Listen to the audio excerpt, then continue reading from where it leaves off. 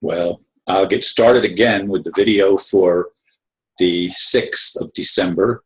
The title of this video is The Truth Dilemma About Unity. Let me admit from the start that this is a difficult subject for me. Last night, I attended a meeting of one of the metaphysical groups of which I used to be a leader. The speaker was an articulate lady with connections to my hometown in New Jersey. Not only did she not charge a speaking fee, she gifted all who were in attendance. Nevertheless, my personal history over the past year was exacerbated by the overall theme of her presentation. She was teaching one of the central themes of the New Age movement, that we are all one. I used to be somewhat deluded myself on this matter. Though I've wrestled with contradictions for some time, the theft of my home this year was the proverbial straw that broke those beliefs. There is on this planet a vile and murderous element that is not unified with anything peaceful or loving. In fact, it stands in sharp contrast and opposition to anything founded in truth. Until this evil element is dealt with conclusively, we will never have peace on earth. And, as I see it, promises of some future heaven only avoid the situation in which humanity finds itself at this time. Indeed, this is the gift that she gave me, spiritual law, and it's got some wonderful things in it. And she was a good speaker, a good presenter, and what she said, if I had heard it some time ago, a few years back, I would have been much more in agreement with what she was presenting than I am now. But the overall concept, as I said in the blurb, that everything is one, is absolutely insane and ridiculous. As long as we keep believing that everything is one, and this is the problem with the New Age movement.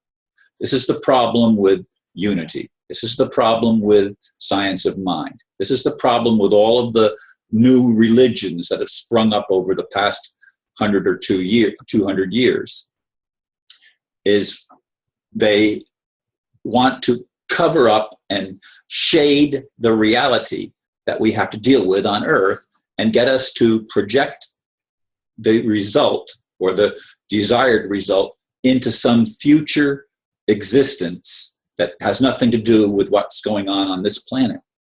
Therefore, this planet will never be healed, and neither will the humanity that lives on this planet and is attached to this planet. That's the dilemma. That's the dilemma that I face. It's the dilemma that humanity faces. We have to deal with the issue of lies and the liars that are perpetrating untruths. I listened earlier this morning to a video by David Icke, and I think I'm going to include the link to that video in this on this video now, on this subject now, today's video, which is actually tomorrow's video. But in any case, he points out that the Jews that most of the people that we normally refer to as Jews in this world have no connection to the nation of Israel in the area of the Middle East that we've known as Palestine. And in 1948, of course, Israel was founded as a nation, and it has been the most warlike nation on the planet. It has worked to eliminate and eradicate all of the other elements. This is very loving, right? Very spiritual, because they believe God gave them that land. But they were never inheritors of that land. They are Khazarians, and that's what David Icke points out very, very clearly in his video that as I said, I will provide a link for that. But going back to last night, this lady was wonderful. I mean, I like her. I truly like her. But the message that she's delivering is one that's going to keep us in the same bondage that we've been in generation after generation going back millennia. That's just the reality that I see. And I will not advocate or be part of this deception.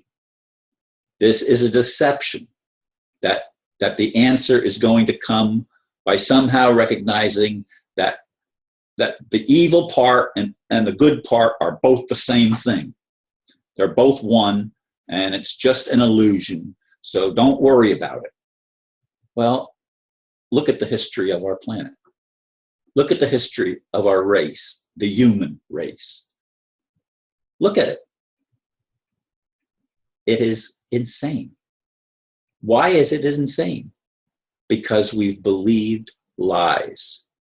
That's why I keep saying, and why it was said to us a long time ago, you shall know the truth, and the truth shall make you free. Now, is she telling the truth when she said, we are all one? I imagine at some level there is truth to that. I imagine that. I don't know that, but I imagine that at some level we will all come home and be one again. But then there's no more drama, right? There's no more play. There's no more activity. Everything is good and wonderful. Like that's a bad thing. That's some people's viewpoint. And I can see where that idea germinates from. But right now, we are faced with a world that is warlike.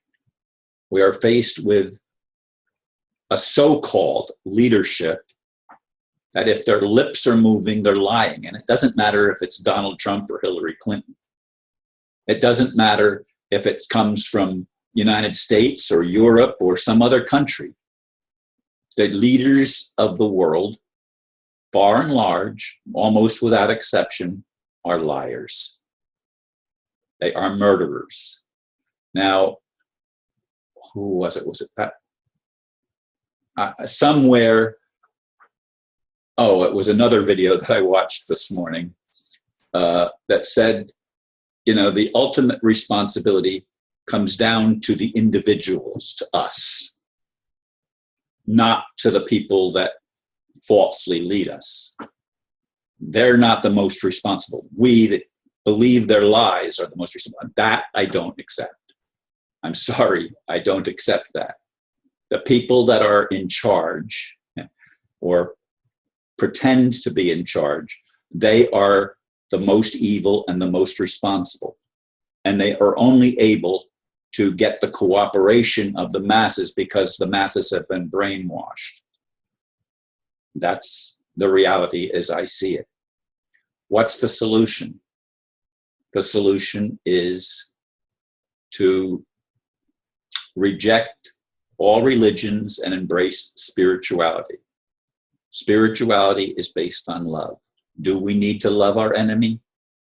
Well, we need to love our enemy, but not so that we allow the enemy to keep getting away with murder and lies and all of the crimes against humanity. That's not love. When we do that, we must stand up to those who commit these crimes, and we must examine ourselves to root out any of these criminal ideas that have infiltrated our consciousness throughout our lifetime and probably more lifetimes in the past. So anyway, it is a dilemma. It's a dilemma that we have to deal with, and hopefully I will have provided a little bit of food for thought to enable you to think about what's going on this planet and in our lives. Thank you for listening, and namaste.